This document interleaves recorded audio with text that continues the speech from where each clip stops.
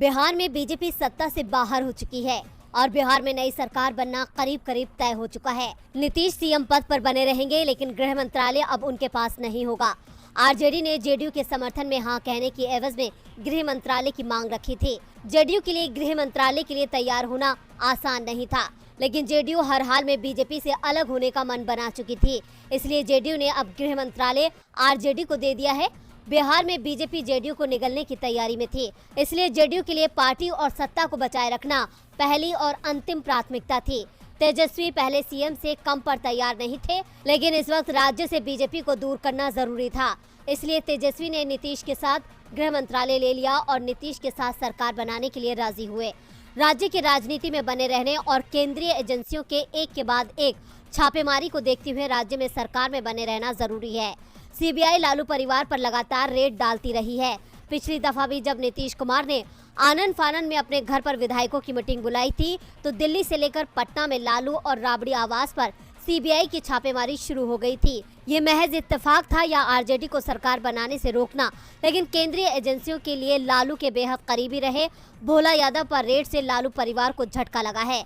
इसलिए गृह विभाग आरजेडी के पास आया तो वो केंद्र की बीजेपी सरकार को जवाब दे पाएंगे। साल 2020 के विधानसभा चुनाव में लालू प्रसाद के बगैर तेजस्वी बिहार के सबसे बड़े नेता के तौर पर स्थापित हुए। आरजेडी सत्ता से महज कुछ कदम दूर रह गई। बिहार के भविष्य के नेता तेजस्वी यादव हैं, ये साफ हो गया है। तेजस्वी के पक्ष में राज्य का युवा होना भी जाता है, इसलिए एक बार फिर नीतीश कुमार के साथ आकर बीजेपी के साथ दो हाथ करने की तैयारी में है आरजेडी।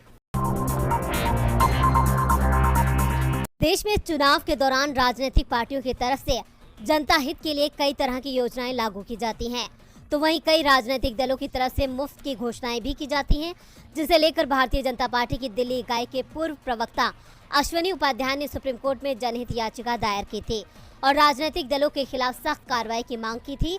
तो वहीं अब अश्विनी उपाध्याय की इस याचिका के खिलाफ दिल्ली और पंजाब की आम आदमी पार्टी ने भी सुप्रीम कोर्ट का रुख कर लिया है और जनहित याचिका के खिलाफ सुप्रीम कोर्ट में हस्तक्षेप याचिका दायर की है, जिसमें पार्टी की तरफ से मुफ्त बिजली और मुफ्त पानी जैसी चुनावी घोषणाओं को असमानता वाले समाज के लिए अहम बताया गया है।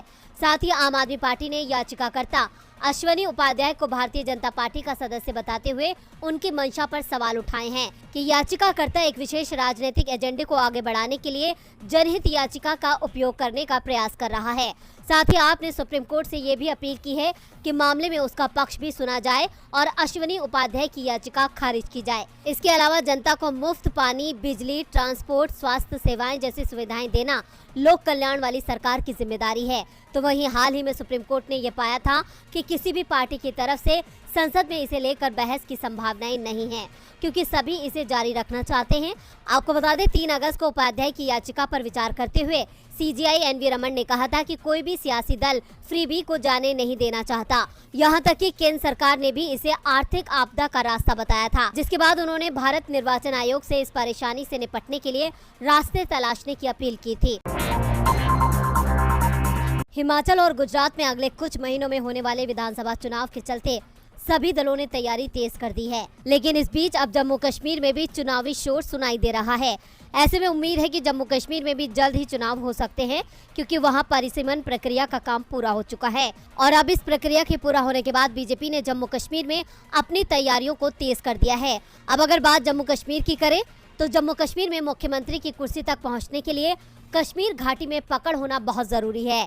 इसलिए बीजेपी कश्मीर पर फोकस कर रही है, क्योंकि दावा किया जाता है कि कश्मीर की तुलना में जम्मू में बीजेपी की पकड़ पहले ही काफी मजबूत है। ऐसे में अगर बीजेपी जम्मू कश्मीर की सत्ता पर काबिज होना चाहती है तो उसे घाटी में ज्यादा सीटें लाने की जरूरत है। अनुच्छेद 370 हटाए जाने के बाद बीजेपी जम्मू कश्मीर में पहले ही हिंदू मुख्यमंत्री का वादा कर रही है। हालांकि पार्टी के नेताओं को ये बात पता है कि बिना मुसलमानों के वोट के ये संभव नहीं हो पाएगा। अब ऐसे में किसी ऐसी पार्टी से गठबंधन जरूरी है जो कि मुस्लिम बहुल सीटों पर जीत हासिल कर सके, और इस बात के कयास लग रहे हैं बीजेपी के प्रवक्ता अल्ताफ ठाकुर के बयान के बाद से। दरअसल उन्होंने कहा था कि बीजेपी पिछले सारे रिकॉर्ड तोड़ने वाली है। हमारे सहयोगियों के साथ हम कम से कम 50 सीट हासिल करेंगे। अब ऐसे में साफ है कि बीजेपी गठबंधन के लिए किसी दल की तलाश में है।